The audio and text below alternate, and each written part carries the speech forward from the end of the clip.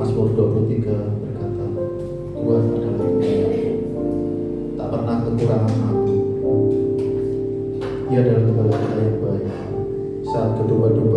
masuk ke dalam kandang, satu hilang tersesat. Tuhan itu Tuhan mencarinya. Begitu ketemu, dia tidak serta-merta domba itu dimarahi, dicambuk atau dia menuntunnya dengan kasih.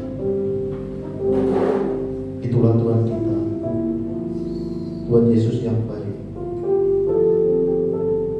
Dia sangat dekat dengan kita, sama seperti kita memakai baju. Tidak ada jarak di antara kita.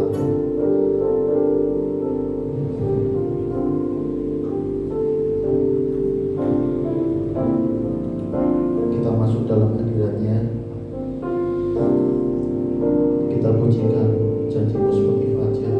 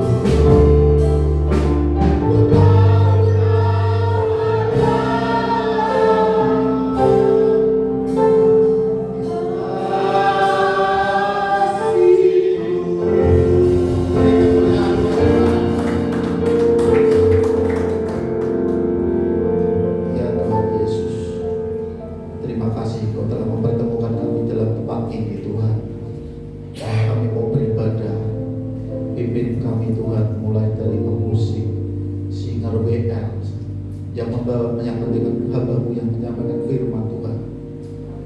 Biarlah firman itu nantinya masuk dalam kehidupan kami, sehingga kami tidak pulang dengan tidak sia-sia. Kami percaya penyertaan-Mu itu ada dalam tempat ini Tuhan. Kami percaya itu Tuhan. Dan semua kita yang siap akan memuji Tuhan berkata amin. Haleluya. Beri kemuliaan buat Tuhan.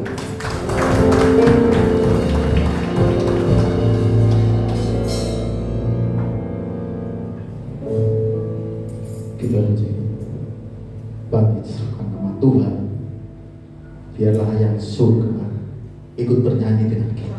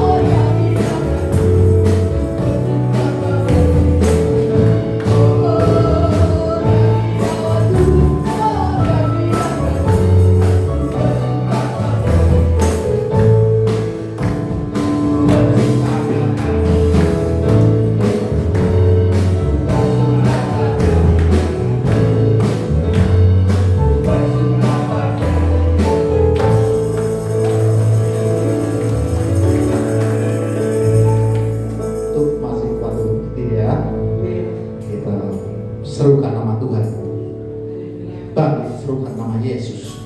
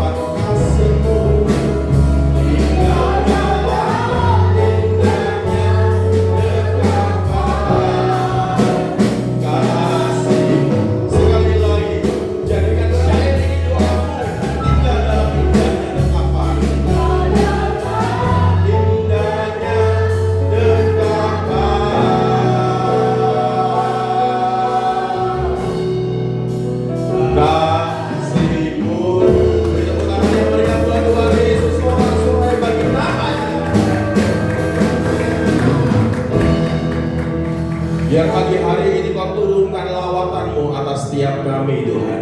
Hamba berdoa tidak ada satupun yang tidak Tuhan berkati. Biar setiap kami boleh Tuhan berkati yang terbaik. Dalam nama Yesus, sehingga turunkan api-Mu pagi hari ini. Dan jika sebentar Tuhan kami mau belajar akan sesuatu yang ilahi, biar surga di atas kami, hamba berdoa terbuka. Sehingga berkat perjanjian dari Allah Bapa, Putra dan Roh Kudus, dari Allah Abraham, Ishak dan Israel, Kau turunkan dalam hidup kami. Sehingga Tuhan, biar pagi hari ini terus membekali dalam kehidupan kami, menggenapi akan destiny, berjalan sampai garis akhir dengan kuat oleh karena anugerah dan kasih karunia Tuhan. Roh Kudus turunkan roh hikmat, wahyu dan pengertian, biar pada kesempatan pagi hari ini kami terus Tuhan boleh menangkap akan pesan-Mu, dan kami berjalan sederap dengan Tuhan. Kami mengerti akan perasaan dan hati Tuhan, dan hidup kami boleh mengalami perubahan oleh karena Tuhan. Di dalam nama Tuhan Yesus, dan semua yang siap dan percaya sama-sama katakan amin. Tepuk tangan yang meriah buat Tuhan Yesus. Silakan duduk terlebih dahulu. Sebelum saya sampaikan akan pesan Tuhan pada kesempatan pagi hari ini, kita akan mendengarkan terlebih dahulu akan berkat kesaksian. Karena saya percaya dari setiap kesaksian itu bukan hanya berbicara tentang hasilnya, tetapi prosesnya. Karena proses selalu akan mendatangkan hasil, dan hasil tidak akan pernah mengkhianati prosesnya. Yang percaya beri tepuk tangan buat Tuhan Yesus. Dan saya undang hambanya Bapak Paulus Edi bisa maju ke depan untuk menyaksikan akan kebaikan dan cinta kasih Tuhan di dalam kehidupan beliau ini. Silakan. Shalom semuanya, Bapak Ibu. Selamat pagi. Perkenalkan, nama saya Paulus Edi Sutomo. Di sini saya mau menyaksikan kebaikan Tuhan dalam hidup saya. Sebelumnya saya mau cerita dari awal. Saya mengikut Tuhan itu dahulu saya hanya seorang putra altar. Jadi saya ini mengikuti di gereja, rajin ke gereja saya. Tapi saya tidak tahu yang namanya firman itu apa.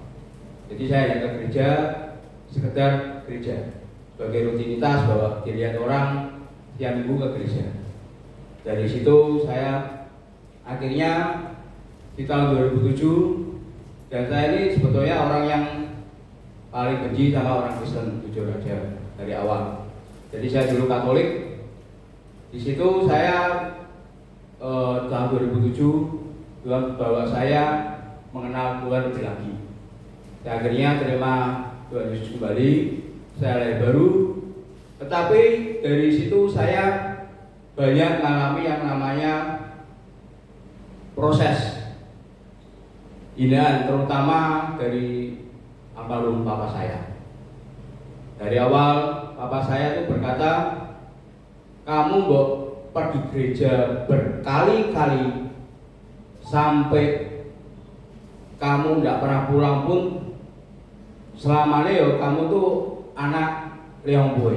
Liongboy itu dalam bahasa Cina, itu kalau dalam bahasa Indonesia-nya adalah anak pembawa sial.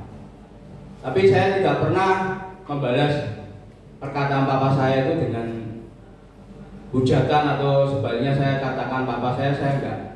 Karena saya tahu bahwa hormatilah ibu bapamu supaya lanjut usiamu di tanah yang Tuhan jadikan. Makanya saya sama papa, walaupun saya dikata-katain, saya dihina, bahkan pernah sekali saya ibadah itu saya ditelepon, papa saya itu marah-marah. Dan dia berkata, nak, dalam bahasa Jawa, kowe ora balik tak gawe isin ning gereja. Balik tak? Dari situ saya berkata, Tuhan, saya ke ibadah, tapi saya tidak pernah nyalakan Tuhan. Bagi saya, inilah ujian saya. Mengikut Tuhan harus terima hinaan, harus apa itu saya harus terima semuanya. Dari situ papa saya berkata, kamu ikut Tuhan sampai kapanpun ora iso sugih. Ora bakal iso gawe kowe uripmu enak. Selamanya kamu pun uripmu susah. Bahkan saya dapat pasangan istri saya pun, papa saya bilang, kowe nek entuk kowe ora bakal iso urip enak. Percayalah papa. Dulu memang saya sering kali suka ke paranormal, saya tanya bahwa ini jodoh saya apa enggak. Di kemudian hari saya cuma berkata, paranormal banyak yang ngomong, wanita ini, istri saya ini tidak bisa membuat saya hidup baik, lebih enak desa. Tapi saya karena cinta, saya tetap menikahi istri saya, dan prosesnya luar biasa, saudara. Saya sama istri saya berjibaku berjuang berdua dengan memiliki keturunan sampai sekarang 3. Keturunan kami 3 itu saya ajarkan untuk tetap percaya pada Tuhan. Karena papa dulu sama mama ini dulunya ya percaya sama Tuhan, tapi dihina, dikatain macam-macam. Terutama yang paling menyakitkan kalau papa saya ngomong itu pedes, pedesnya minta ampun. Bahkan dikatain kamu tidak akan punya apa-apa, kamu miskin selamanya. Umur waktu itu saya masih umur berapa, 25 tahun. Kalau sampai ke tua ini orang bakal satu mobil. Papa saya berkata seperti itu. Tapi saya ingat satu kata dari pembimbing rohani saya, kalau yang menghubungi kamu itu bukan anak Tuhan, itu tidak akan pernah masuk kutukan itu. Dan saya dikuatkan lagi oleh mama saya. Mama saya juga berkata bahwa, oh, yang ngutukin papamu, bukan mama. Kalau mama yang ngutukin, pasti terjadi. Tapi kalau papa tidak bisa. Mama tetap mendukung kamu, dan mama selalu berdoa untuk kamu pasti bisa sukses. Dan Tuhan bawa saya sampai sekarang ini pun melewati banyak rintangan, banyak tantangan. Yang satu hal yang saya percaya bahwa orang yang taat pasti percaya, tapi orang yang percaya belum tentu taat. Dari situ saya juga diajarkan oleh pembimbing rohani saya tentang arti sebuah kesetiaan dan ketaatan dalam mengikut Tuhan. Kalau kita setia, kalau kita taat ikut Tuhan, apapun kondisi kita, apapun masalah kita, jangan pernah takut untuk melangkah. Satu kata lagi dari pembimbing rohani saya, jangan pikirkan apa yang belum terjadi. Kalau engkau memikirkan yang belum terjadi sudah engkau pikirkan, maka itu akan terjadi. Tapi kalau engkau berjalan bersama Tuhan, jangan pernah memikirkan apa yang belum pernah terjadi. Jadi kita jalani aja proses dari Tuhan. Apapun keadaan kita saat ini, satu kata yang saya dapatkan 3 minggu yang lalu setelah pelayanan pulang dari JKI Injil Sepenuh, di tengah perjalanan saya mendapatkan satu kata, tidak ada penyakit atau siapapun yang bisa mengambil nyawamu. Tapi Tuhan kasih tema lagi tentang carilah Tuhan maka kamu akan hidup. Itu yang saya dapatkan. Kalau kita tetap mencari Tuhan, semuanya akan menjadi baik. Tapi kalau kita di dalam keadaan kondisi yang terpuruk, tapi kita tidak mencari Tuhan, itu justru mempertambah buruk keadaan kita. Oleh sebab itu Bapak Ibu Saudara, saya berkata takdir memang tidak bisa dirubah, tapi nasib bisa dirubah. Contohnya ketika saya dikutuki papa saya tidak peduli dengan kutukan papa saya, walaupun papa saya sudah meninggal, tapi saya tidak pernah berharap papa meninggal. Tapi sebelum papa meninggal, saya senang sekali karena papa terima Tuhan Yesus dan dia dibaptis sebelum meninggal. Dia berkata, oh, awalnya dia tidak pernah panggil nama saya Edi, tidak pernah panggil nama Oh, tapi panggilnya dengan sebutan nama yang sangat menyakitkan Bapak Ibu, dengan kata-kata Gondes. Nah, itu membuat hati saya ini, aku ki anaknya petuduh. Kalau aku anaknya, kenapa aku dikatain dengan kata-kata Gondes? Tapi saya tidak pernah membalas semuanya. Tapi Bapak memang sebelum meninggal dia berkata, aku nyerah. Aku tidak akan cari harta dunia lagi. Aku mau terima Yesus karena aku percaya Yesusmu yang bisa membawa Papa masuk kerajaan surga. Demikian Bapak Ibu Saudara sekalian semua, tetap cari Tuhan karena disitulah ada keselamatan. Dalam nama Tuhan Yesus, terima kasih. Tuhan Yesus memberkati.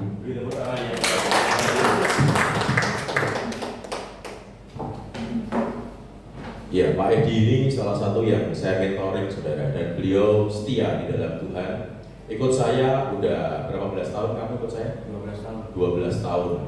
Sehingga ketika pernyataan yang disampaikan dari papahnya almarhum, ketika mengatakan bahwa kamu itu adalah anak pembawa sial, Yongkwe artinya pembawa sial, dan itu tidak pernah terjadi dalam kehidupannya selama dia hidup takut akan Tuhan. Sedangkan papahnya tidak hidup takut akan Tuhan. Maka jangan pernah kau takut ketika kutuk dilontarkan dalam kehidupanmu. Jika orang tersebut tidak takut akan Tuhan, tidak akan pernah masuk. Pak, berarti kalau orang yang takut akan Tuhan, kutuknya akan masuk. Perhatikan baik-baik, orang yang hidup takut akan Tuhan tidak akan mengutuk. Yang percaya katakan amin. Amin. Maka kita percaya hidup dalam Tuhan itu kita ada dalam penyertaan. Karena itu yang Yesus janjikan sebelum Yesus terangkat ke surga. Sehingga ketika Yesus mau terangkat ke surga, Yesus memberikan blessing kepada para murid-murid dan Yesus berjanji bahwa Yesus akan menyertai selama-lamanya. Sehingga dengan berkat penyertaan Tuhan ada dalam hidup kita, maka jika Tuhan di pihak kita, siapa lawan kita? Berikan tepuk tangan buat Tuhan Yesus. Dan yang belum disampaikan oleh beliau itu adalah ketika papahnya mengutukin, tidak akan punya apa-apa, kamu akan kere. Dan ujungnya sampai dikatakan untuk punya satu motor aja kamu tidak akan bisa. Dan jangankan punya satu motor. Dan cara Tuhan itu begitu ajaib. Di tahun 2010, ketika setiap hari Selasa kami ada yang namanya itu Praise and Worship di rumah saya. Ketika kita lagi Praise and Worship dengan belasan pengurus saya yang saya mentoring semua, lalu di tengah-tengah penyembahan Roh Kudus berbicara begitu jelas kepada saya. Dan pernyataan yang daripada Roh Kudus itu masih terus saya ingat sampai selamanya. Dan pernyataan Roh Kudus berbicara seperti ini: semua pengurusmu akan aku berkati mobil satu per satu sesuai dengan kapasitas mereka masing-masing dan yang sudah menikah. Saya berhentikan akan pemusik. Saya sampaikan dulu pernyataan Tuhan. Saya berkata bahwa ada nubuatan yang Tuhan beri saat ini buat kalian. Saya sampaikan. Dan setelah nubuatan saya sampaikan, kita memulai lagi melanjutkan, menuntaskan. Dan setelah kita tuntaskan, kita menikmati akan berkat jasmani yang ada. Ada satu pengurus yang datang kepada saya, bukan Pak Edi, tetapi yang lain, masih muda. Dan dia datang kepada saya, dia berkata, Pak, mohon maaf ya Pak, bukan saya tidak menghormati Bapak, tetapi jujur apa yang Bapak sampaikan saya tidak percaya.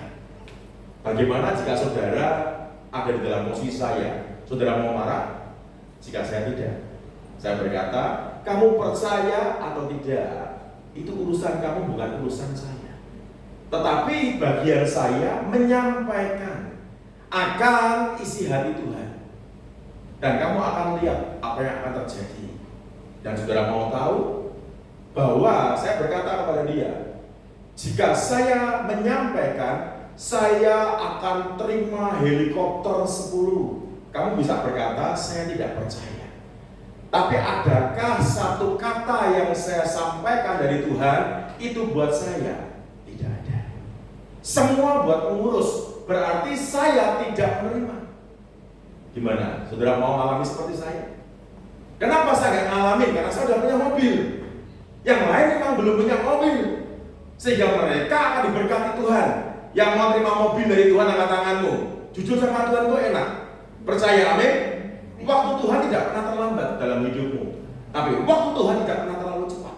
Dan orang yang nggak percaya ini, perhatikan baik-baik, dia orang pertama yang terima mobil hanya 7 hari kemudian dari orang yang nggak percaya. Siang-siang dia telepon saya, Pak, Bapak ada di mana? Ini masih ada di rumah, mau pergi. Tunggu sebentar ya Pak, saya mau datang. Dan dia datang nangis minta maaf. Dan dia bawa mobilnya. Dia bilang, apa yang Tuhan nyatakan semua terjadi dalam hidup saya. Kenapa pada waktu itu saya berkata saya tidak percaya? Karena dalam pikiran saya, Pak, tidak pernah terbesit sedikit pun untuk saya bisa punya mobil. Karena ketika saya bisa hidup dengan istri saya, dengan anak saya punya sepeda motor, udah cukup. Saya tidak pernah punya pemikiran. Tapi saya berkata kepada dia, itulah firman Tuhan yang digenapi. 1 Korintus 2 ayat ke-9. Apa yang tidak pernah timbul dalam pikiranmu, tidak pernah kau dengar, tidak pernah kau lihat dengan mata, tidak pernah timbul dari hatimu, Tuhan sediakan. Dan dia orang pertama yang terima. Baru akhirnya satu persatu semua terima, termasuk Pak Edi. Sehingga kutuk dari papanya pun dipatahkan. Kuasa Tuhan dinyatakan. Beri tepuk tangan buat Tuhan Yesus. Semua pengurus terima. Hanya ada satu yang tidak terima karena memang belum menikah. Sedetail itunya Tuhan memberikan akan pernyataan. Dan saya sampaikan semua sehingga semuanya terima. Semua terima. Bahkan akhirnya Pak Edi ini dia pernah punya mobil sampai 5. Dan sampai saya berkata, hati-hati, kamu itu adalah hamba Tuhan. Jangan sampai orang melihat kamu itu dengan memiliki banyak mobil, itu akan menjadi nyinyiran orang, sindiran orang, iri hati orang. Berusaha untuk tetap rendah hati. Ambil beberapa aja, misalnya satu buat kamu, satu buat anakmu, selesai. Lebih baik memfokuskan kepada yang jauh lebih berarti, yaitu apa? Tabungan. Dan benar, akhirnya sekarang dia punya mobil tinggal 2. Satu dipakai anaknya, Bio, dan satunya dipakai dia. Apa yang bukan dari Tuhan pasti tidak akan terjadi. Tapi apa yang daripada Tuhan pasti tergenapi. Yang percaya katakan amin. Hari ini adalah hari yang luar biasa. Kenapa? Karena hari ini adalah di tanggal 15 Juni. Juni ada di bulan ke-6 di tahun 2025. Hari ini, bulan ini kita ada di pertengahan tahun di tahun 2025. Dan hari ini adalah hari yang krusial, hari yang sangat penting karena ini menentukan kehidupan kita di hari mendatang. Setidaknya di 6 bulan ke depan menuntaskan tahun 2025. Ketika saudara di hari-hari ini engkau sedang mengalami keterpurukan, engkau sedang mengalami persoalan, pergumulan, permasalahan, dan jika hari-hari ini engkau tidak memiliki bekal yang kuat dalam Tuhan, menghadapi 6 bulan ke depan tidak akan mudah. Tapi dengan pembekalan dari Tuhan, itu membuat engkau kuat untuk melangkah. Karena hidup dalam Tuhan tidak ada satupun yang kebal dengan masalah. Karena Tuhan izinkan masalah terjadi dengan sebuah tujuan untuk mendewasakan kehidupan seseorang. Contoh ketika kita memiliki seorang anak, buat ibu-ibu di saat engkau mengajarkan anakmu untuk berjalan, langkah pertama yang akan engkau lakukan adalah membawa anak tersebut untuk berdiri. Betul kan? Tidak mungkin langsung kamu suruh anak itu berjalan sebelum dia dapat berdiri. Ketika dia mulai belajar berdiri dan di saat dia kemudian terjatuh karena belum kuat dan dia trauma, dia tidak berani melakukan lagi, maka orang tua bagiannya adalah mensupport, mendukung. Sama halnya dengan Tuhan. Engkau mengalami masalah, engkau mengalami keterpurukan, engkau mengalami persoalan, firman akan turun dalam hidupmu. Karena firman Tuhan adalah pelita bagi kakimu dan penerang bagi jalanmu. Yang percaya katakan amin. Sehingga firman Tuhan ini akan menjadi pembekalan. Begitu juga di saat saudara dengan anakmu yang bersekolah. Mengapa ketika anakmu bersekolah, engkau berikan mereka bekal, engkau berikan mereka ransum, supaya ketika mereka setelah melewati akan proses pembelajaran, di jam istirahat mereka mengalami masalah, yaitu lapar. Mereka bisa membuka ransumnya, mereka bisa makan, dan mereka tidak lagi lapar. Masalah tertuntaskan, ada solusi. Sama halnya dengan Tuhan.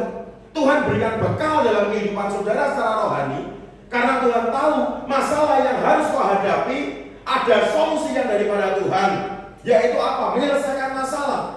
Tetapi bekal yang Tuhan beri untuk membuat engkau kuat. Maka Tuhan berikan firman, yang percaya katakan amin. Dan firman ini saya percaya nanti akan memberikan kekuatan yang baru dalam kehidupanmu. Karena saya tahu banyak kehidupan kita pasti ingin mengalami yang namanya mujizat. Amin. Jika Pak Edi mengalami mujizat Tuhan, saudara pun pasti rindu dan berkeinginan untuk mengalami mujizat. Amin. Tetapi hal yang perlu saudara itu perhatikan, Justru apa yang menghambat kehidupan anak Tuhan mengalami mujizat. Karena banyak pula hari-hari ini kehidupan anak Tuhan, imannya tidak lagi kuat. Kehidupan rohaninya pun morat-marit, imannya terjun bebas. Karena apa? Mereka tidak dapat mengalami mujizat. Maka itu saudara perlu mengerti. Mereka yang tadinya ke gereja rutin mulai ogah-ogah. Mereka yang pelayanan mulai banyak alasan. Tapi saya berharap di tempat ini tidak ada. Amin. Tetap saudara fokus ke Tuhan. Tanpa Tuhan kita nothing. Tapi bersama Tuhan kita something. Amin. Tanpa Tuhan kita bukan apa-apa, bukan siapa-siapa. Tuhan tanpa kita tetap Dia Tuhan. Kita tanpa Tuhan, kita siapa? Maka jangan pernah kita itu sombong dalam kehidupan. Karena kalau kita tahu tentang kehidupan, kita itu tidak ubahnya hanya tanah yang diberi nyawa sama Tuhan. Jika kita debu tanah yang dihembuskan nafas oleh Tuhan, sehingga bagian kita adalah rendah hati. Amin. Bukan meninggi. Jangan punya sifat langit jika kita dari tanah. Rendah hati itu penting. Maka kita mau belajar pada kesempatan ini tentang hal yang menghambat mujizat Tuhan terjadi dalam kehidupan kita. Kita buka sama-sama dalam Injil Markus pasalnya yang kelima. Injil Markus pasalnya yang kelima mulai ayat yang ke-21.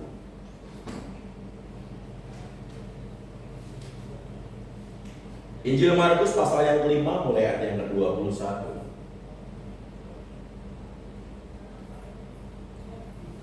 Saya akan bacakan buat saudara. Semua disimak Alkitabnya, yang bawa Bible suci, Samsung suci, iPhone suci, apapun yang ada di tanganmu, saudara bisa buka Alkitab. Markus pasal 5 ayat 21. Demikianlah firman Tuhan. Sesudah Yesus menyeberang lagi dengan perahu, ini Yesus habis membebaskan akan orang binasa dari kerasukan. Perhatikan Alkitab saudara. Orang banyak berbondong-bondong datang lalu mengerumuni Dia. Sedang Ia berada di tepi danau, datanglah seorang kepala rumah ibadat yang bernama Yairus. Ketika ia melihat Yesus, tersungkurlah ia di depan kaki Yesus dan memohon dengan sangat kepada Yesus, "Anakku perempuan sedang sakit hampir mati. Datanglah kiranya dan letakkanlah tanganmu atasnya supaya ia selamat dan tetap hidup." Semua perhatian ke depan. Masalah akan selalu ada dalam kehidupan kita, saudara. Tidak hanya untuk jemaat, bahkan hamba Tuhan pun tidak ada yang kebal dari masalah. Yairus adalah hamba Tuhan, kepala rumah ibadat. Jika saudara yang pernah ke Israel, saudara ke Kapernaum, saudara akan melihat bekas reruntuhan tempat ibadat yang dipimpin oleh Yairus sampai sekarang masih ada. Kemegahannya. Dan di tempat itu Yairus sebagai hamba Tuhan. Meski dia hamba Tuhan, melayani Tuhan, berdoa, memuji Tuhan, intim, dia tetap mengalami masalah. Maka jangan pernah saudara terkadang melihat bapak gembalamu, bapak gembala itu enak, hidupnya aman, tenang, nyaman, damai, sejahtera. Saya aminkan. Namun di atas semuanya beliau juga diizinkan Tuhan mengalami masalah seperti kita semua. Hanya setiap orang memiliki cerita kehidupannya sendiri-sendiri. Pergumulan beliau belum tentu sama dengan pergumulan saudara. Maka seringkali kita itu jangan mudah untuk menghakimi orang. Karena firman berkata penghakiman adalah hak Tuhan. Amin. Amin. Justru kalau kita nggak bisa membantu orang, kita bisa mendoakan. Itu yang lebih penting, yang lebih bernilai. Miliki sikap dan sifat kerajaan. Karena kita semua adalah anak-anak kerajaan surga. Yang percaya katakan amin. Adakah anak-anak kerajaan sikap dan sifatnya itu arogan? Tidak ada. Tapi dengan sikap dan sifat kerajaan membuat kita berintelektual rohani. Orang mau menghujat kita, orang mau menghakimi kita, abaikan. fokus ke Tuhan. Apakah mereka ini benar-benar hidup akan Tuhan? Belum tentu. Bahkan seringkali saya ngomong, kalau kita dengan mudah menghakimi orang, apakah hidup kita itu lebih baik dari orang yang kita hakimi? Belum tentu. Bahkan seringkali karena kemunafikan yang terjadi, kita tutup dengan kita menjelek-jelekan orang, dengan kita menfitnah orang. Maka ketika masalah diizinkan, saudara harus ngerti, karena masalah itu justru adalah awal terjadinya mujizat dari Tuhan. Yang percaya katakan amin. Sebab di saat saudara melihat temanmu, saudaramu, keluargamu, mereka mengalami akan mujizat kesembuhan, saudara pasti kepengen kan? Namun untuk mengalami mujizat kesembuhan, syaratnya apa? Sakit. Kalau nggak sakit, apa yang mau disembuhkan? Berarti masalah kan? Sakit. Mau terima masalahnya? Oh nggak mau, Pak. Tapi mau terima mujizatnya? Iya, Pak. Banyak orang hanya mau dipakai Tuhan, tapi tidak mau diproses Tuhan. Sedangkan untuk dipakai Tuhan harus mengalami proses. Yesus menjadi teladan dalam kehidupan kita. Yesus dipakai oleh Allah Bapa untuk menebus dosa saudara dan saya.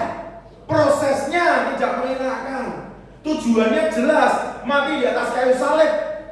Tapi prosesnya, bahkan Yesus di Taman Getsemani berkata apa? Bapa, jikalau mungkin cawan ini berlalu daripadaku, namun bukan kehendakku melainkan kehendakmu. Tuhan tahu sesuatu yang tidak mudah untuk dia lalui, tapi oleh karena ketaatan dan kesetiaan, sehingga ketika Tuhan melakukan kehendak Bapa, Yesus dipakai dan Yesus diproses.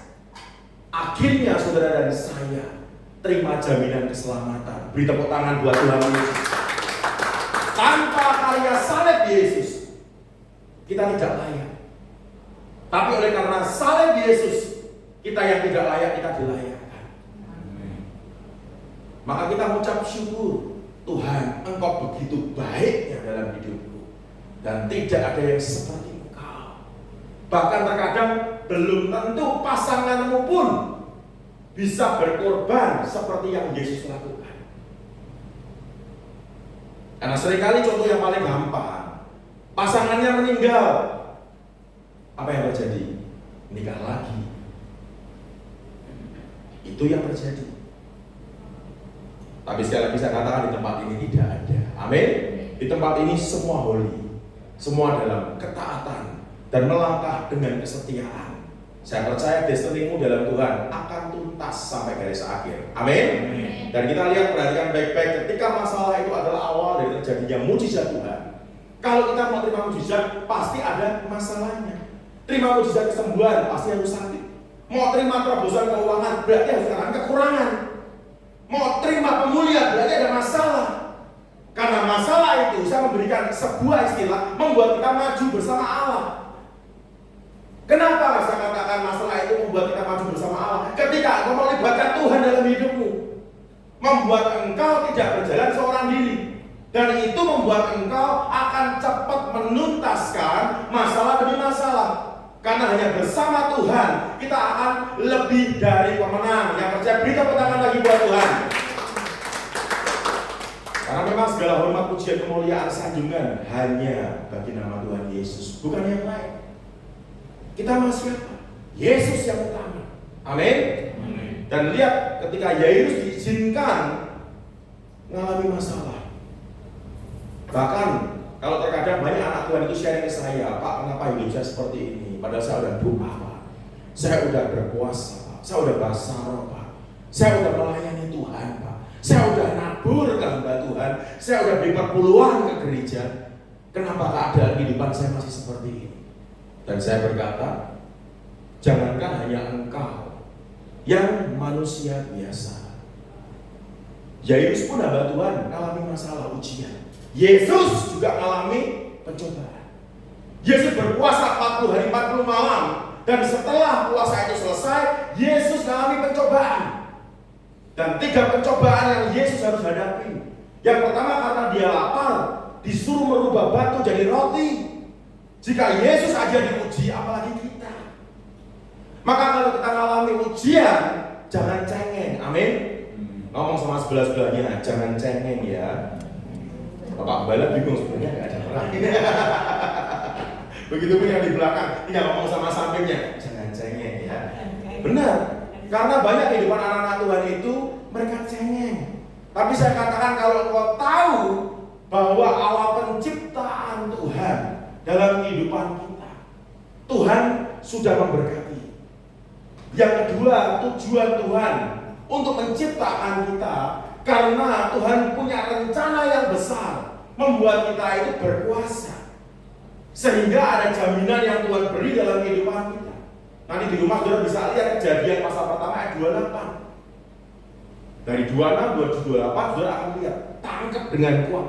Itu akan mengalami transformasi rohani dalam hidupmu, membuat engkau tidak gentar, membuat engkau tidak lemah lagi mengalami masalah.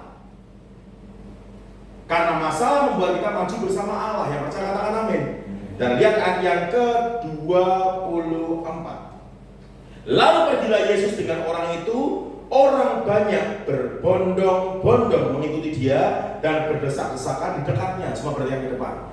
Seringkali orang itu ketika melihat Tuhan buat mujizat, mereka rame-rame mengikuti. Namun apakah dengan keramaian, dengan jumlah akan membuat mujizat Tuhan terjadi pada mereka? Belum tentu. Karena dalam perikop ini yang terima mujizat Tuhan hanya 2 orang. Yang pertama wanita pendarahan 12 tahun. Yang kedua Yairus, anaknya yang mati akhirnya bangkit.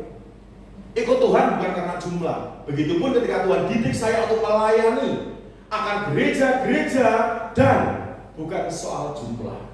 Mau jemaat yang datang 1, 2, 3 orang gak masalah. Yang saya pegang selalu firman. Karena firman Tuhan berkata 2, 3 orang berkumpul dalam nama Yesus, Tuhan hadir. Yang percaya katakan amin. Jadi bukan soal jumlah. Ketika jumlah banyak saya baru mau melayani, jumlah sedikit saya gak mau melayani. Tidak. Berapapun jumlah yang hadir, karena saya tahu ketika hadirat Tuhan turun, bukan perihal jumlah, hati. Maka seringkali yang Tuhan proses dalam kehidupan kita itu adalah hati. Kalau hati kita belum beres, gak bisa alami mujizat. Karena kalau belum beres hatimu, diturunkan mujizat, membuat kita akan murtad malah.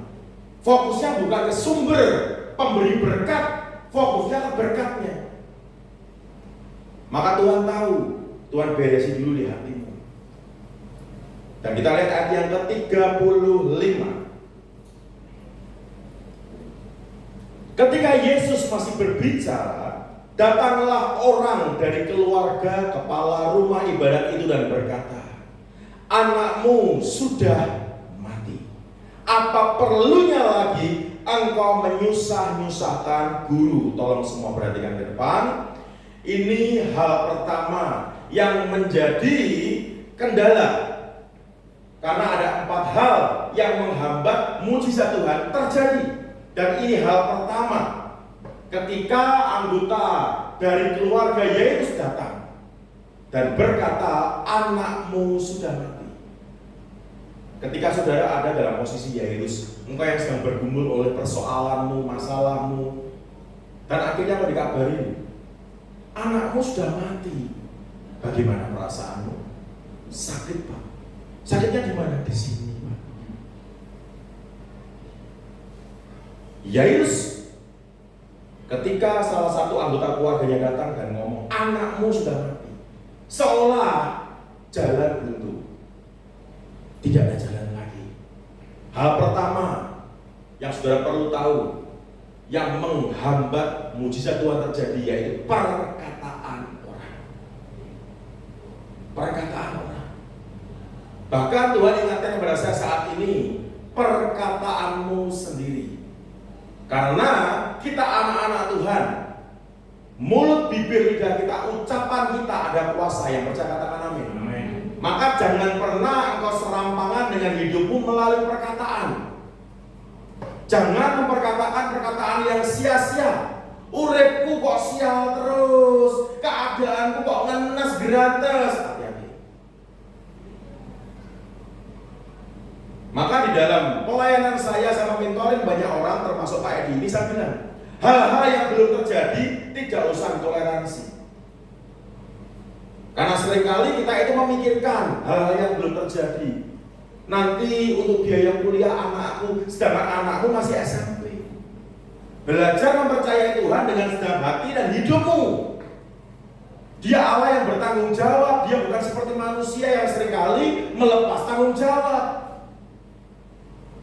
Amin. Makanya hati-hati dengan perkataan orang. Perkataan orang bisa melalui kabar burung, fitnah, gibah. Seperti almarhum papanya Pak Edi tadi. Ketika dia dikatakan anak pembawa sial. Sejatinya kehidupan manusia itu sudah dipersiapkan Tuhan untuk menghadapi kehidupan dengan kuat. Maka tadi dibaca Kejadian pasal pertama mulai ayat 26, 27, 28, saudara akan tahu. Benar ya, kita itu sudah dipersiapkan Tuhan sedemikian rupa, didesain Tuhan strong, tidak lemah menghadapi masalah. Tapi kenyataannya, kenapa kita seringkali lemah ketika menghadapi masalah? Kecenderungannya karena apa? Dari perkataan. Seperti kalau saya memberikan ilustrasi, tidak akan pernah sebuah kapal itu tenggelam hanya karena badai dan gelombang. Tapi sebuah kapal akan tenggelam ketika dia airnya masuk. Contohnya apa? Titanic. Saudara bisa lihat akan filmnya, atau bahkan saudara yang pada waktu itu pernah nonton, saudara teringat kapal yang digadang-gadang besar tidak akan pernah bisa tenggelam. Bahkan karena saking sombongnya yang membuat kapal itu, dia berkata, Tuhan aja tidak akan punya cara untuk menenggelamkan kapal ini. Ujungnya tenggelam nggak? Tenggelam. Karena apa? Nabrak gunung es. Akhirnya lambung kapal sobek, airnya masuk, tenggelam. Hidup kita pun sama sebetulnya. Hidup kita tidak akan mudah roboh oleh karena menghadapi masalah. Tapi hidup kita kenapa bisa down? Karena kita memasukkan hal-hal negatif dari luar dalam pikiran dan perasaan kita, membuat kita terintimidasi, akhirnya membuat kita melangkah mulai mikir. Betul? Engkau kepingin untuk usaha sendiri, lalu temanmu, saudaramu, keluargamu berkata, lah kamu mau usaha sendiri, itu si A, si B aja mereka jualan sepi. Karena keadaannya sedang seperti ini. Tapi perhatikan baik-baik bahwa di dalam komunitas saya, mereka yang benar-benar mengandalkan Tuhan, mereka percaya dengan Tuhan. Hari-hari ini orang pada ngeluh, usaha mereka sepi, pekerjaan mereka sepi. Tapi mereka justru yang ada di dalam pelayanan saya, mereka itu kebingungan karena apa? Bukan sepi, karena terlalu banyak orderan, membuat mereka itu kebingungan karena semua kepengen minta cepat jadi. Kenapa bisa seperti itu? Karena mereka percaya penuh kepada Tuhan. Firman Tuhan berkata, orang yang percaya kepada Tuhan tidak akan dipermalukan. Yang percaya katakan amin. Maka jika orang yang percaya kepada Tuhan, saudara bisa baca Roma pasal 11. Yang percaya pada Tuhan tidak akan dipermalukan. Dan benar, karena mereka anak buahnya karena banyak ratusan, mereka pasti harus bayar, harus biayai, harus gaji. Dan Tuhan tolong, sehingga mereka pun justru hari-hari ini mereka itu kebanyakan order. Jangan ngeluh. Maka saya bilang juga ke mereka, tetap jaga hati. Ketika engkau diberkati, jangan tinggi hati, tapi rendah hati. Maka itu akan terus mendatangkan akan covering Tuhan, sehingga yang tertutup pun terbuka. Dan dari sini kita belajar bahwa hal pertama yang menghambat pujian Tuhan terjadi adalah perkataan orang. Dan solusinya apa Pak? Kita lihat ayat yang ke-36. Dan kita baca bersama-sama supaya iman saudara timbul, karena iman timbul dari pendengar, dan pendengaran akan firman Tuhan. Ayat 36 kita baca sama-sama, 1, 2, 3. Tetapi perkataan mereka jangan takut. Perhatikan baik-baik, kata kalimat ini ada di dalam Alkitab dari mulai Kejadian hingga Wahyu itu sebanyak 365 kali. Dan itu memberikan sebuah pengertian yang dalam dari Tuhan. Karena mewakili akan hari-hari yang kita lalui di sepanjang tahun. Karena satu tahun ada 365 hari. Dan Tuhan mau berbicara melalui firman-Nya agar ketika kita melewati hari lepas hari, day by day, jangan takut. Don't be afraid. Percaya saja, just believe. Tapi seberapa banyak kita susah untuk masuk di level ini. Maka Tuhan kasih solusi. Ketika kita mulai kena dengan perkataan orang, difitnah orang, diomongin orang, dan Tuhan berkata, jangan hiraukan, jangan hiraukan. Maka ini solusi yang dari Tuhan. Ikuti perkataan Tuhan. Maka terkadang ada yang bertanya kepada saya, bagaimana saya bisa mengikuti perkataan Tuhan, Pak? Sedangkan saya tidak bisa mendengar suara Tuhan. Saya katakan, baca firman. Nanti bantah lagi, saya ada gemes, saudara. Kalau lihat kehidupan orang Kristen itu seringkali bantah terus. Memangnya tapo entang, melakukan kagak, banyak tanya, kelas lagi, bantah melulu. Baca firman. Karena setiap firman adalah perkataan Tuhan. Amin. Kalau engkau belum dapat mendengar akan suara Tuhan yang secara audible, engkau bisa mendengar suara Tuhan, perkataan Tuhan dari setiap firman. Ini perkataan Tuhan. Ketika disuruh baca firman, seperti yang seringkali dianjurkan oleh Bapak Gembala, seringkali umat itu berkata begini, saya udah baca Pak, tapi saya itu nggak ngerti, saya nggak mudeng. Lah yang suruh mudeng itu siapa? Perintahnya kan baca. Contoh, pada satu hari ada seorang ayah dengan anak laki-lakinya. Lalu di satu hari itu si ayah bilang sama anaknya, nak, tolong bak mandi di rumah diisi air dari sumur. Ini keranjang yang akan kamu pakai untuk menimba air dan mengisikan ke bak mandi. Si anak melihat keranjang yang diberikan bukan ember, itu keranjang bekas arang, kotor, dekil. Tapi karena dia nggak mau bantah papanya, dia tidak mau bantah ayahnya, dia lakukan. Dia timba air, dia tuang ke keranjang itu. Dia lihat yang tertampung dan terbuang banyak yang terbuang. Namun karena dia taat, dia buru-buru bawa itu keranjang, dia tuangkan ke bak mandi. Hanya beberapa tetes saja. Karena banyak yang terbuang, dia lakukan lagi, dia lakukan lagi, dia lakukan lagi. Sampai sore hari, dia mulai bergumam. Sepanjang hari aku udah lakukan, ternyata tidak bisa penuh juga di bak mandi. Datanglah ke papanya, ayah, dia mulai komplain. Kedungan manusia kan begitu, komplain. Ngomong, ayah, apa yang kau perintahkan telah kau lakukan. Sepanjang hari ini, aku sudah menimba air dan mengisikan ke bak mandi, tetapi bak mandi itu tidak dapat terpenuhi juga karena keranjang yang kau berikan adalah keranjang bekas arak yang berlubang. Seolah mau membela diri dia. Setelah dia dengan segala amarahnya, geramnya, dia selesai, si ayahnya tersenyum kecil dan berkata, anakku, aku memberikan perintah kepadamu untuk mengisi dan bukan memenuhi. Seringkali kita itu fokusnya apa? Hasil kan? Contohnya apa? Firman Tuhan Matius 6:33, carilah dahulu kerajaan Allah dan kebenarannya, maka semua akan ditambahkan. Fokus kita apa? Hasilnya ditambahkan. Mana aku udah ke gereja nih, aku udah doa nih, aku udah basaro nih, aku udah puasa, bahkan aku udah melayani nih, tapi mana ditambahkan? Kagak ada tuh. Kalau saya didik Tuhan, yang saya fokuskan selalu proses. Ini bagian kita.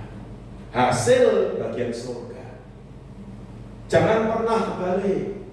Engkau fokus hasil yang bukan bagianmu. Proses itu yang harus kau lakukan. Amin. Maka setelah si anak dikasih tahu oleh papanya, oleh ayahnya, baru dia tahu. Bagian dia adalah mengisi, bukan memenuhi. Namun sekarang lihatlah anakku, keranjang yang ada padamu. Tadi keranjang itu begitu kotor, namun sekarang keranjang itu bersih. Karena setiap air yang kau tuang, dia melarutkan kotoran yang ada di keranjang tersebut. Begitu juga seperti saudara membaca firman. Ketika kau baca firman, setiap firman yang kau baca, firman itu hidup, firman gak mati. Firman yang kau baca tanpa harus kau pahami, pemahaman dari Roh Kudus. Bagianmu baca, lakukan dulu. Ketika engkau baca firman, firman masuk dalam dirimu, dia akan melarutkan hal-hal yang kotor dalam dirimu. Contohnya, engkau yang mudah marah, sumbu pendek, engkau mudah kesulut, engkau mudah berapi-api emosional. Kau baca firman, engkau mengalami akan perubahan. Karena ngamuk-ngamuk mulai luntur. Saya bisa ngomong karena saya praktek. Bulan lalu saya mentoring beberapa orang hanya 1,5 bulan untuk belajar tentang firman. Saya genjot mereka untuk baca. Saya suruh baca. Saya tidak nyuruh mereka untuk memahami. Hanya 1,5 bulan ketika saya izinkan mereka untuk kesaksian dulu. Dan ketika orang ini pengusaha semua, lalu ketika mereka kesaksian dan mereka menyampaikan, salah satu yang mereka sampaikan dari ketiganya sama, yaitu apa? Sama-sama emosian.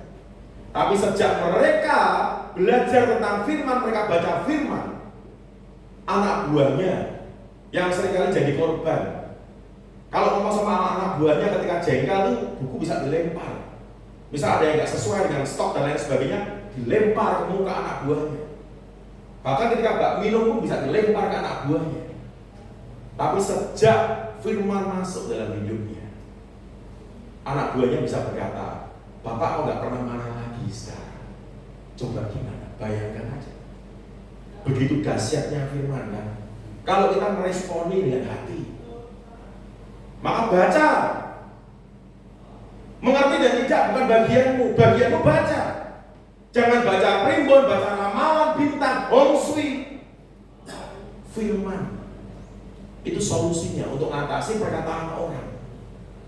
Maka kenapa kutub dari almarhum papanya Pak Edi tidak masuk? Karena Pak Edi hidup dalam Tuhan. Ada covering, ada tudung Tuhan. Yang ngutuk tidak di dalam Tuhan. Karena kalau orang di dalam Tuhan tidak akan ngutuk. Itu mempermalukan nama Tuhan. Betul? Alhasil kutuknya gak masuk. Karena ada Tuhan. Tudung ilahi tidak bisa ditembus oleh manusia duniawi.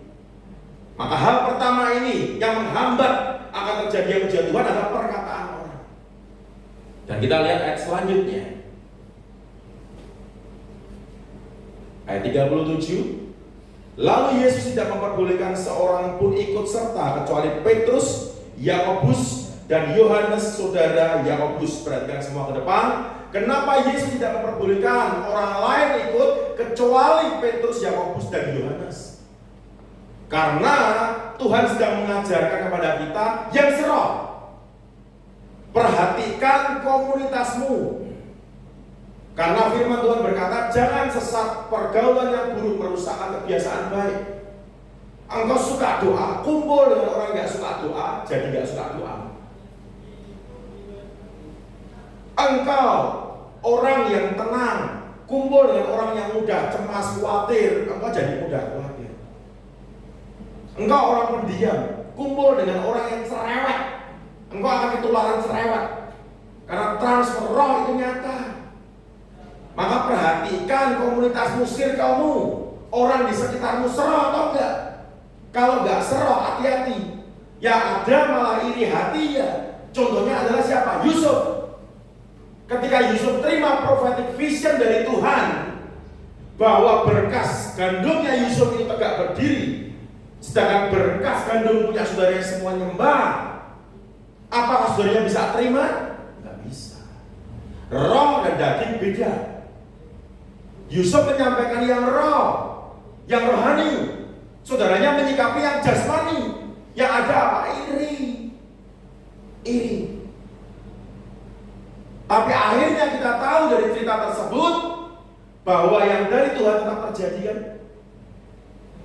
Akhirnya Yusuf jadi penguasa di Mesir, semua saudara-saudaranya datang menyembah dia kan? Yusuf kasih makan dia kan? Tapi karena nggak seroh nih, Yusuf menyampaikan kepada saudara-saudaranya nggak seroh, jadi masalah. Dia akhirnya dibenci, saudaranya iri hati, bahkan dia akhirnya dijual. Tapi itu proses yang harus diterima Yusuf untuk mengalami yang namanya kehendak Tuhan. Dan akhirnya jadi prophetic vision dari Tuhan jadi. Maka kalau saya seringkali memberikan sebuah kata yang sederhana, sengsara itu mbak nikmat. Tinggal bagaimana kita bisa menikmati kesengsaraan yang Tuhan izinkan dalam hidup kita dengan apa? Ucapan syukur. Karena firman Tuhan berkata, mengucap syukurlah dalam segala sesuatu, dalam segala hal, berarti all, semua. Apapun kondisimu, apapun keadaan, mengucap syukur dulu. Karena di kelanjutannya dikatakan itu yang dikehendaki oleh Tuhan. Kalau engkau bisa melaksanakan kehendak Tuhan, satu bagian, seperti hanya ketika kita mengutamakan Tuhan, Tuhan bisa memprioritaskan hidupmu. Yang percaya katakan amin. Karena apa? Kita mengutamakan Tuhan. Tuhan akan memprioritaskan engkau.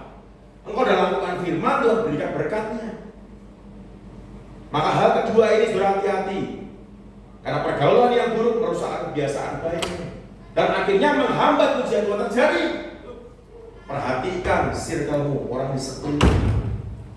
Yusuf teladannya. Dia salah ngomong dengan orang yang gak seroh, dengan keluarganya, dengan saudaranya, jadi masalah. Engkau diberikan visi Tuhan yang besar. Engkau akan jadi penguasa, engkau akan jadi orang kaya. Engkau ngomong dengan keluargamu yang gak sevisi, yang gak seroh, engkau akan dimusuhi. Engkau justru akan terima iri hati. Maka harus perhatikan. Bukan kita kemudian pilih-pilih teman, enggak. Namun memperhatikan supaya jangan sampai kita transfer roh yang buruk. Saya seringkali menekankan jadilah dampak dan bukan terkena dampak. Yang mau katakan amin. Dan kita lihat ayat yang ke-38 ayat selanjutnya. Mereka tiba di rumah kepala rumah ibadat dan di sana dilihatnya orang-orang ribut, menangis dan meratap dengan suara nyaring. Sesudah Tuhan masuk, Tuhan berkata kepada orang-orang itu, mengapa kamu ribut dan menangis? Anak ini tidak mati tetapi tidur. Ayat yang ke-40. Tetapi mereka menertawakan dia. Semua perhatikan dulu ke depan. Sampai mereka bisa menertawakan Tuhan karena mereka melihat kenyataan bahwa anak itu telah mati. Sedangkan Tuhan berkata anak ini tidak mati tapi tidur. Maka mereka menertawakan Tuhan. Hal ketiga yang seringkali menghambat mujizat Tuhan terjadi dalam kehidupan kita adalah kenyataan. Maka dari kenyataan inilah kita perlu belajar bahwa iman di atas pikiran dan perasaan. Sebab kenyataan bisa berbicara tentang keadaan yang buruk, situasi, kondisi. Contoh, mau usaha gak ada modal, sakit gak sembuh-sembuh, pergumulan tidak selesai malah nambah. Dan itu bisa menggoyahkan imanmu. Kenyataan. Dan hal ketiga ini sudah perlu tanggap. Saat mau berdoa, keadaan yang terjadi sebaliknya. Dan saya mau katakan, ini satu kunci yang rohani. Ciri doa yang dijawab Tuhan, seringkali yang terjadi adalah sebaliknya. Saudara akan berkata, kok aneh Pak? Ya, ikut Tuhan pasti aneh. Karena apa yang Tuhan lakukan selalu aneh dan nyeleneh. Kalau nggak aneh, nggak nyeleneh, bukan Tuhan. Dari hanya 5 roti 2 ikan bisa beri makan 5.000 orang. Aneh nggak aneh, nyeleneh nggak nyeleneh. Karena manusia nggak bisa lakukan itu. Sepandai-pandainya ibu-ibu yang mengolah masakan pun hanya dengan 5 roti 2 ikan bisa untuk beri makan 5.000 orang. Dipotong tipis-tipis nggak bisa. Jangankan 5.000 orang, taruhlah di 12 bakul sisanya. Bisa memenuhi 12 bakul? Nggak bisa. Hanya dari 5 roti 2 ikan. Ini 5.000 orang udah makan kenyang. Sisanya 12 bakul. Kalau nggak aneh, nggak jalan bukan Tuhan. Maka ciri doa yang dijawab Tuhan, camkan baik-baik dan kau akan mengerti apa yang Bapak katakan benar. Ciri doa yang dijawab Tuhan, seringkali yang terjadi adalah sebaliknya. Contohnya, Di saat saudara berkata, Tuhan, berikan aku hati seperti hatimu. Berkati aku supaya aku itu tambah sabar, aku lebih sabar Tuhan. Amin. Keluar dari kamarmu, orang sekelilingmu tambah jengkel sama kamu. Betul nggak? Minta supaya lebih sabar, tambah sabar. Orang di sekelilingmu malah tambah jengkel itu. Engkau berkata, loh kok begini, aku mintanya sabar loh. Sabar kan keinginanmu. Tapi yang daripada Tuhan memberikan hasil sabar, testingnya apa? Orang tambah jengkel. Kalau engkau bisa melewati itu dan benar, akhirnya engkau jadi sabar. Doamu dijawab gak? Dijawab. Hanya dengan cara Tuhan, bukan cara kita. Seperti Yesus ketika di Taman Getsemani, jika cawan ini lalu daripadaku, bukan kehendakku, melainkan kehendakmu. Dan benar, kehendak Tuhan harus digenapi. Proses jalanin tuntas sampai di Golgota, dan akhirnya karya salib menjadi jaminan dalam hidup kita. Kita yang gak layak, kita dilayakkan. Cara Tuhan beda dengan cara kita. Maka disinilah ciri doa yang dijawab Tuhan justru seringkali yang terjadi sebaliknya. Engkau doa, Tuhan, berkati aku Tuhan, uangku tinggal 10.000 supaya aku mengalami terobosan keuangan. Kemudian tahu-tahu Roh Kudus itu berbicara di hatimu, berikan uangmu kepada orang miskin. Haleluya. Kok begini Tuhan? Enggak langsung mau berikan berkat turun dari surga, satu peti uang atau satu peti emas turun dan menjatuhi aku, akhirnya aku mati, tidak terima bagiannya. Tapi di saat engkau menabur, engkau akan menuai. Di saat engkau lakukan yang Tuhan mau, engkau akan terima yang dari Tuhan dalam hidupmu. Amin. Maka kenyataan itu adalah hal ketiga yang menjadi penghambat dalam kehidupan kita. Kalau kenyataan baik, kenyataan enak, kenyataan nyaman, percaya Tuhan gampang. Tapi kalau kenyataan buruk, percaya Tuhan mulai mikir. Maka solusinya saudara perlu ngerti, imanmu harus di atas pikiran dan perasaan. Karena kalau imanmu di bawah pikiran dan perasaan, jangankan saudara bisa sampai ibadah tempat ini. Ketika pagi tadi langit di atas kota Semarang ini begitu gelapnya, saudara mau berangkat untuk ibadah mikir, wah nanti kalau hujan gimana ya? Ntar aku kehujanan, aku naik motor, nanti kalau aku masuk angin bagaimana ya? Sedangkan itu sudah terjadi atau belum? Kan belum terjadi. Hujan aja belum, masuk angin aja belum, udah dipikir. Tapi karena engkau percaya, tanpa harus hujan engkau bisa masuk angin. Maka hati-hati. Iman harus di atas pikiran dan kenyataan. Iman harus di atas pikiran dan perasaan supaya engkau hidup tidak dikendalikan oleh keadaan dan kenyataan. Yang percaya katakan amin. Dan kita lihat ayat yang ke-40 kita tuntaskan terlebih dahulu. Maka diusirnya semua orang itu, lalu dibawanya ayah dan ibu anak itu dan mereka yang bersama-sama dengan dia masuk ke kamar anak itu. Kenapa mereka diusir oleh Tuhan? Karena yang keempat adalah intimidasi.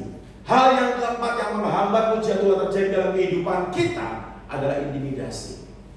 Saya kasih contoh seperti minyak seorang janda. Ketika dia, suaminya nabi Tuhan, hamba Tuhan, tapi mereka mengalami masa lalu utang. Akhirnya suaminya mati, tinggalin utang. Anaknya mau diambil sebagai pengganti dari utangnya, jadikan budak. Akhirnya ketemu dengan Elisa nabi Tuhan, ngomong dengan Elisa, dan Elisa berkata, apa yang ada padamu?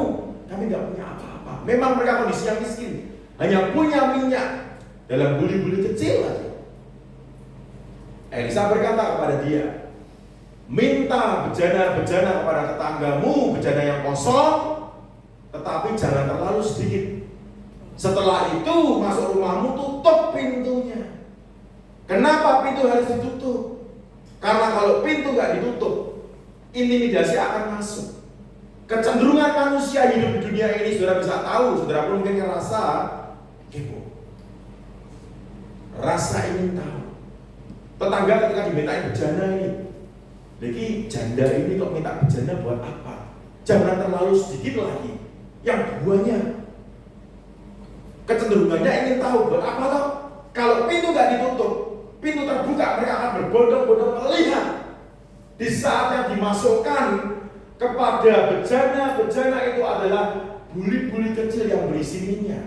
Orang akan lihat, iki ditinggal suaminya, mungkin belum 40 hari, wes gendeng nih. Minyak kecil begitu dituang di bejana yang besar. Ini ditinggal suaminya, sejak suaminya meninggal malah kurang sak sendok. Intimidasi masuk, maka mujizat tidak akan terjadi. Maka hal yang keempat ini penting. Dan kenapa Tuhan beri teladan? Singkirkan, kebaskan intimidasi dalam hidupmu. Kalau tidak dikebaskan, tidak disingkirkan, itu masuk mempengaruhi yang roh. Akhirnya mujizat Tuhan tidak terjadi. Janda itu kalau dia pintunya nggak ditutup, tetangga pada ngoceh. Kok ini gendeng ya? Ditinggal bojomu kok malah kayak gini. Udah gue susah, kok keadaanmu malah ngenes. Kok malah kurang sak sendok. Iling, anakmu iling. Macam-macam itu nanti ngomongnya. Maka perlu ditutup. Dan ketika ditutup baru minyak itu mengalir. Tetapi ketika bejananya habis, auto stop, minyaknya berhenti. Tuhan itu tertib, saudara. Tuhan tidak mau berkatnya tercecer. Tuhan Allah yang luar biasa. Maka kalau orang hidup dalam Tuhan, hidupnya pasti teratur. Orang hidup dalam Tuhan gak akan hidupnya serampangan. Kalau orang hidup dalam Tuhan katanya, tetapi kenyataannya serampangan, perlu dipertanyakan imannya. Maka 4 hal ini perhatikan baik-baik, sangat menentukan dalam kehidupan saudara. Dan saya akan berikan perikopnya dan menuntaskannya. 4 hal yang menghambat mujizat Tuhan terjadi. Yang pertama, perkataan orang. Yang kedua, perhatikan circle-mu atau komunitasmu, orang di sekelilingmu. Yang ketiga, kenyataan. Yang keempat, intimidasi. Dan solusinya, yang pertama, ikuti perkataan Tuhan. Kenapa harus mengikuti perkataan Tuhan? Baca firman. Karena siapa yang memimpin engkau akan menentukan hidupmu. Perhatikan baik-baik. Seekor kambing dipimpin singa dia akan mengaum, tetapi seekor singa jika dipimpin kambing dia justru akan mengembek. Siapapun engkau, jika Tuhan di pihakmu, siapa lawanmu? Ya percaya, katakan amin. Dan solusi yang kedua, jaga pergaulanmu. Jaga pergaulanmu karena firman berkata, jangan sesat, pergaulan yang buruk merusakkan kebiasaan baik. Dan yang ketiga, iman harus di atas pikiran dan perasaan. Dan yang keempat, singkirkan intimidasi dari hidupmu, kebaskan. Jangan biarkan intimidasi itu merasukin akan kehidupanmu dan memporak-porandakan tatanan Tuhan. Karena hidup kita tidak akan pernah lemah, hidup kita tidak akan pernah kalah hanya karena menghadapi masalah. Tetapi hidup kita akan lemah dan kalah ketika kita memasukkan hal-hal yang negatif masuk dalam pikiran dan perasaan kita. Maka itu sejak hari ini, saat ini, tangkap kuat 4 hal yang menghambat mujizat Tuhan terjadi. Dan saya percaya bekal firman ini akan menjadi pembalikan keadaan di dalam kehidupan saudara. Yang percaya beri tepuk tangan buat Tuhan Yesus. Untuk Alkitabnya saya undang semua bangkit berdiri. Saya minta pujian.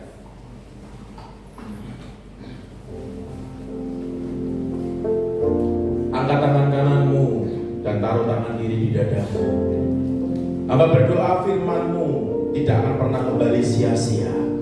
Dan biar setiap firman yang hidup ini Tuhan, yang membawa kehidupan dalam setiap umat-Mu, hamba berdoa di dalam nama Yesus. Dan biar setiap kutuk-kutuk keturunan pun saat ini aku putuskan dalam nama Yesus.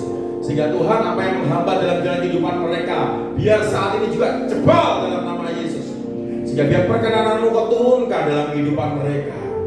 Terima kasih Tuhan. Terima kasih. Terima kasih.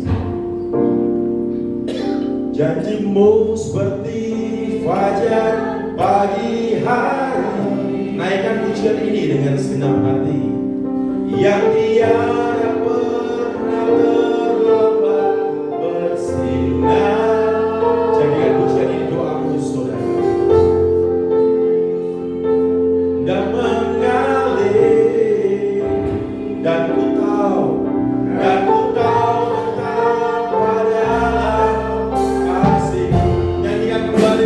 jadikan doamu. Janjimu seperti fajar pagi hari. Ini kami Tuhan, ini kami yang tiada pernah terlambat bersinar. Kamu seperti sungai yang mengalir.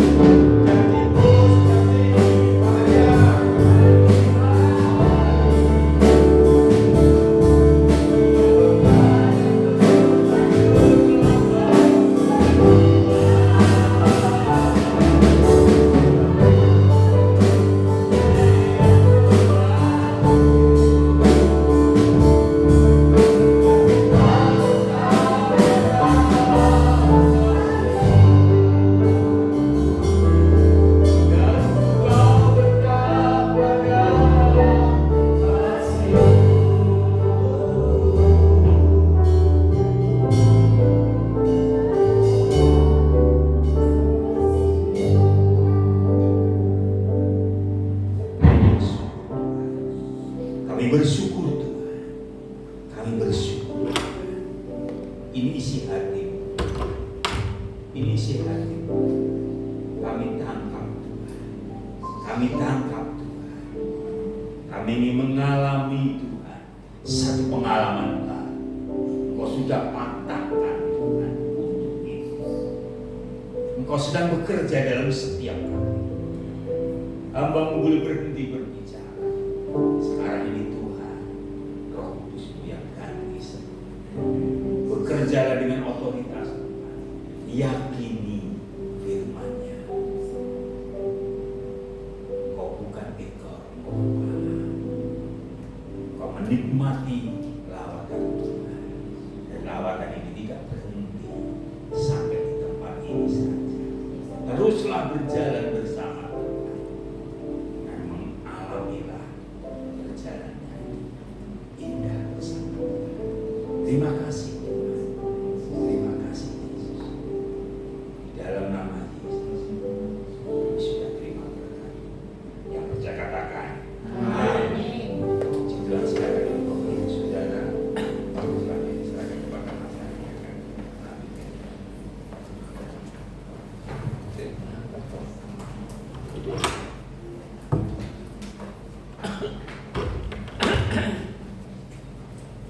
Semua diberkati oleh firman Tuhan. Misalnya kita kembalikan apa yang menjadi milik punya. Kita berikan untuk petugas kolektor. Ibu Ayu bisa mempersiapkan diri. Kita berdoa. Saya minta Ibu bisa. Terima kasih Tuhan.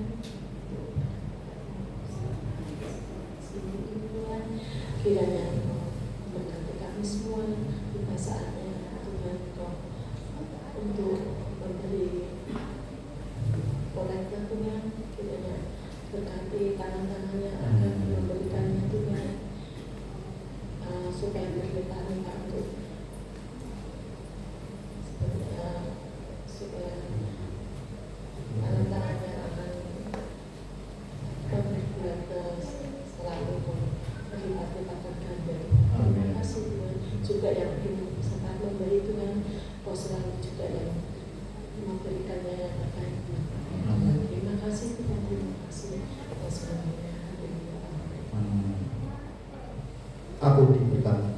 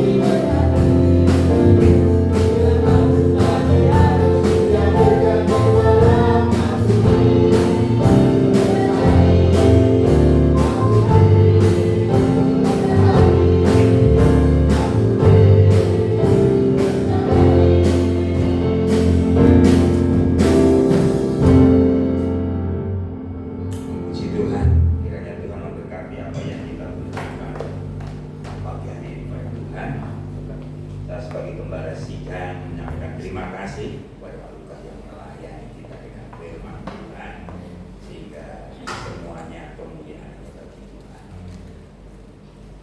Ibadah kita bukan seperti biasa, tetap hari Kamis. Saya harapkan jemaat Tuhan bisa membuka ruang waktunya di minggunya sampai 5. Saya rindu kita boleh berkomsel di rumah kita masing-masing, di ibadah bisa kita tentukan kesempatan kita mengalir saja supaya kita bisa memberkati lingkungan kita dengan komsel yang ada bersama rumah tangga. Ibadah minggu depan Mas belum ganti bulan, kan bulan kelima, dan menjadi bulan spesial serta jemaat Tuhan yang akan melayani firman Tuhan belajar yang besok dilayani oleh Pak Sabtu Sautomo di tempat ini. Nah, Bapak Ibu Saudara yang dikasih Tuhan, bantu dalam doa untuk rencana bulan depan ada sidang sinode yang mana saya harus ke Bandung untuk mengikuti pelantikan dan juga tata aturan gereja kita yang ada di Jawa Tengah. Bantu supaya semua berjalan sehingga dalam urusan baru, aturan yang mengembangkan pekerjaan Tuhan. Tentunya saya akan bertanggung jawabkan di depan hamba Tuhan posisi gereja kita hari ini seperti apa, apakah status kita ini secara bergereja ini masih pos PI atau gereja cabang atau gereja lokal. Jadi bantu dalam doa supaya semua berjalan sesuai dengan rencana Tuhan. Ini momen yang kedua. Ini yang berulang tahun kok nggak hadir ya. Banyak yang nggak hadir. Bantu doa untuk Mbak Juli yang main saksofon di tempat ini kok 3 hari ini dia tidak bisa lihat. Dia biasanya samar-samar. Hari ini minggu tadi saya sebelum berangkat saya datang ke sana, hatinya lemah. Sebetulnya saya kepingin ajak firman Tuhan yang membangun. Nanti saya akan sampaikan, ya. Karena 3 hari ini dia imannya lemah. Dan 3 hari ini dia tidak bisa lihat. Biasanya bisa samar-samar, tapi kok setelah ulang tahun yang ke-85 kok ini nggak bisa lihat. Hatinya kecil. Maka saya semangati Bapak Ibu kalau ada waktu ya kita semangati Bapak ini agar bisa semangat. Walaupun mungkin sudah petang semua, matanya petang sembilan, nggak bisa lihat. Walaupun ya biasanya petang, cuma sama-sama berbeda. Itu iya, kita support agar Bapak ini tetap semangat di dalam Tuhan. Yang kedua, sebagaimana tadi firman Tuhan menyebut bulan ini bulan yang ke-6. Nah, kita rupanya bulan depan adalah bulan-bulan yang akan datang sudah setengah tahun berjalan, 2026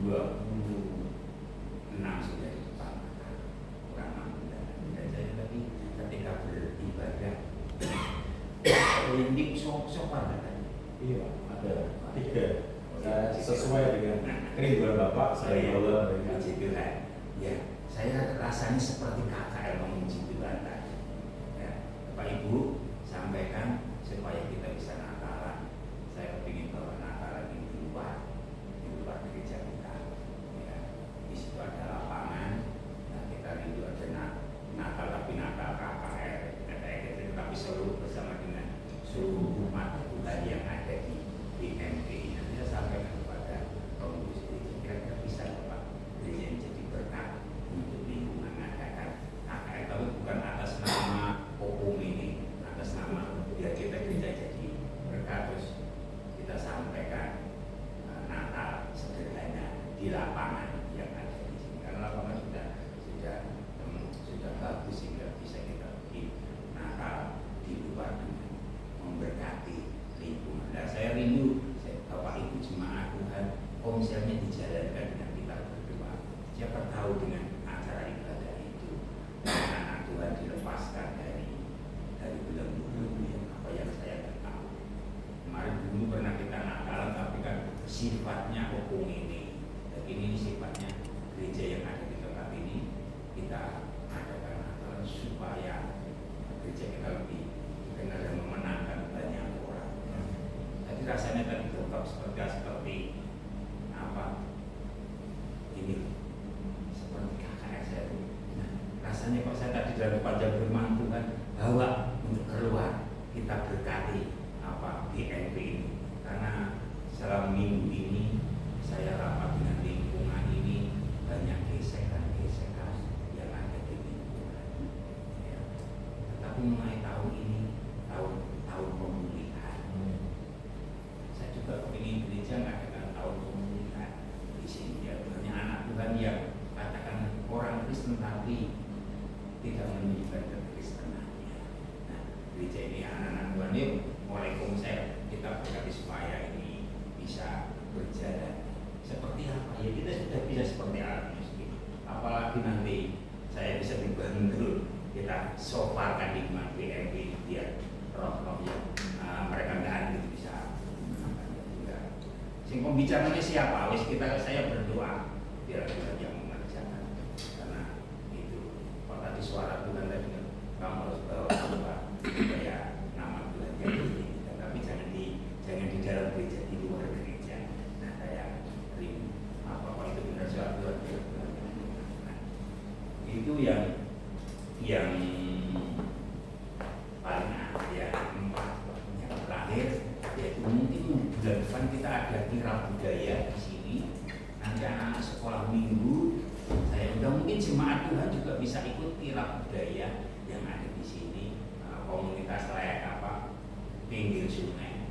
Nah, itu ada kegiatan pariwisata, anak Tuhan bisa tampil di situ. Kita hanya jalan untuk mengelilingi lingkungan ini saja.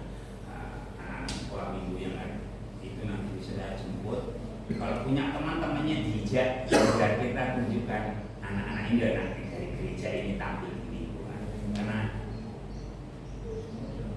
kita bisa jadi berkat. Nah, ini ujungnya nanti di bulan Desember kali itu. Itu saja yang bisa saya sampaikan. Tidak ada yang lain. Ayo kita masuk terus di dalam Tuhan. Seperti setelah dalam Tuhan itu tidak sia-sia. Tuhan memberkati. Mari kita bangkit berdiri sama-sama kita mengakhiri ibadah kita terus.